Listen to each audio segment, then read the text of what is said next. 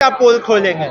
यहाँ पे लोग ही अनेकों जो यहाँ कहानी चल रही है, यहाँ पे कार्यकलाप चल रहा है, उसका विवरण दे रहे हैं। यहाँ पे आपने देखा, हमने लोगों से क्या पूछा कि आपको यहाँ जब 24 में जो लोग यहाँ वोट मांगने आए थे कि हमारा सांसद बनाइए, हमारा सरकार बनाइए, हाथ पैर जोड़ के वो वोट मांग के तो चले गए, लेकिन अब कोई सुनवाई नहीं है। उनके लोकल प्रतिनिधि जो लोग हैं, कोई फोन नहीं उठाता है। केंद्रीय मंत्री चिराग पासवान के लोकसभा क्षेत्र पहुंचे यश पासवान राष्ट्रीय लोक जनशक्ति पार्टी के युवा नेता हैं और चिराग पासवान के भाई हैं। ऐसे में वो पहुंचते हैं दलित बस्ती और महुआ विधानसभा में लोगों की समस्या सुनते हैं और सीधा सभी लोग शिकायत करते हैं अपने सांसद को लेकर। और वहीं बात करें तो यश पासवान उनकी समस्याओं को सुनते हैं और देख सकते हैं तस्वीरों में भी किस तरह से उनके बीच जा रहे हैं और उनके साथ खाना भी खा रहे हैं। तस्वीरों में देख सकते हैं किस तरह से यश पासवान, और जब यश पासवान से सवाल किया गया कि आपसे जनता ने क्या फीडबैक दिया है तो क्या कुछ कर रहे हैं, यश पासवान अपने भाई पर भी छोड़ जाते हैं उनके पूरे बयानों के साथ। जा रहे हैं, कितना लोगों का समर्थन मिल रहा है, लोग क्या कुछ कह रहे हैं? देखिए, आज हम लोग यहाँ हाजीपुर जिले में महुआ में हम लोग आज एकत्रित हुए हैं। आप आगे पीछे देख ही सकते हैं कि यहाँ पे सभी सिर्फ महिलाओं की तो तादाद आप देख ही रहे हैं, पर साथ साथ हमारी बहनें और हमारे भाई जितने युवक हैं वो सब कितने जोश और उल्लास के साथ यहाँ एकत्रित हुए हैं। बाकी सभी उम्रदराज लोग भी हैं। देखिए, यहाँ पे हम लोग जो आए हैं तो हम लोगों का उद्देश्य कोई जनसभा या राजनीतिक कार्यक्रम का नहीं, दलित चौपाल लगा के यहाँ पे सबसे चर्चा विमर्श करने का हम लोग का उद्देश्य था। भाई का ये आप पोल खोल रहे हैं आकर के, आपके भाई मंत्री है यहाँ से। देखिए, हम क्या पोल खोलेंगे?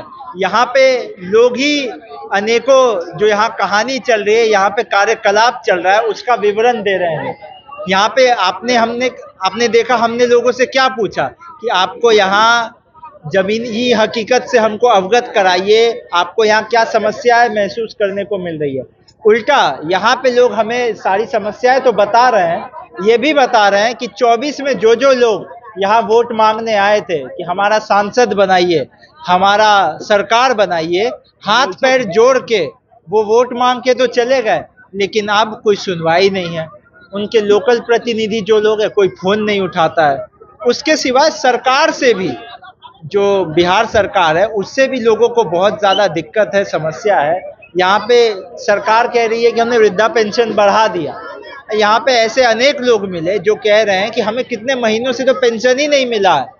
कितनी सारी योजनाएं हैं, जिसमें आवास योजना है, चाहे कई योजनाएं जिसमें लोग आते हैं, इनका फोटो खींच के चले जाते हैं, लेकिन आगे कोई सुनवाई नहीं, कोई कुछ होना नहीं। यहाँ पे सबसे शर्मनाक जो हमको व्यक्तिगत रूप से जिस बात ने सबसे ज़्यादा हमको दुख और पीड़ा पहुंचाई, वो बात तो ये थी कि एक हमारी बहन कहती है, एक ने तो अपने स्कूल के बारे में क्या हालत है वो बता दिया, लेकिन जो कॉलेज जाती है उस बहन ने ये बोला कि हमें छेड़खानी हमारे साथ होती है। आप सोचिए, आज के समय में, ये कौन सा साल है? 2025 है ना, कोई 18वीं 15वीं 16वीं 17वीं सदी तो नहीं है, 21वीं 22वीं सदी का मामला है, 2025 का मामला है।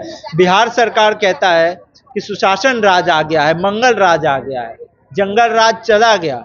ये तो तथाकथित मंगल राज हुआ ना। हमारी बहन हमको आके बता रही है, जो महुआ के निवासी है, कि उसको छेड़खानी महसूस करने को होता है जब वो कॉलेज जाती है, और उसमें एक जाति का रंग भी आ जाता है, क्योंकि वो पिछड़े समाज से है, वो पासवान समाज से है, तो उस कारण भी उसको उत्पीड़न झेलना पड़ता है, भेदभाव। से सांसद है, मंत्री बने हैं और दलित मेरे रहते कोई नहीं आएगा और करे छेड़खानी। ये तो अभी भी हमारी बहन वो पीछे ही होगी।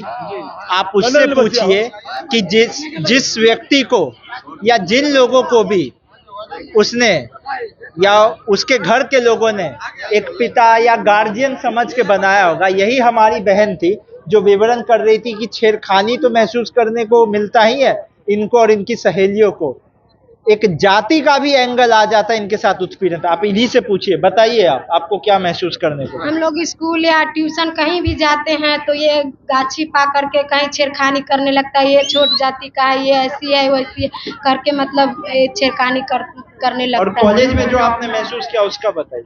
कॉलेज में भी वही तरह का होता है। ये टीचर लोग तो अच्छा से ये पढ़ाई भी नहीं कर रहे हैं अभी तक। बच्चा जाता है इधर उधर खेलने लगता है, मतलब कोई रिस्पॉन्स नहीं है। टीचर लोग वो होते नहीं है, स्कूल में रहते ही नहीं।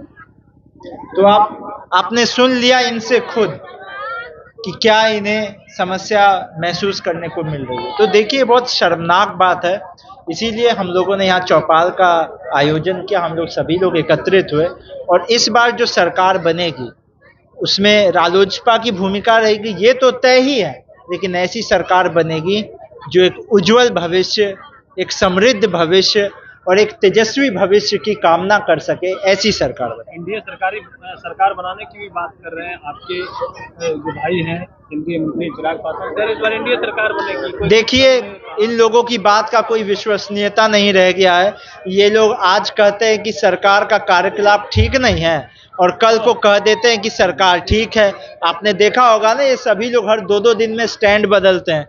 तो सरकार में बैठे मुख्यमंत्री हो या उनके आसपास जितने नवरत्न बैठे हो, मंत्री हो, सांसद हो, विधायक हो, ये सभी लोग आप समझिए सत्ता का लाभ ले रहे हैं और कुछ नहीं, इनको जनता से मतलब नहीं है। क्या आपके भाई को नकार देगी जनता, क्या लग रहा है आप जा रहे हैं? देखिए पूरे सरकार को ही नकार देगी जनता।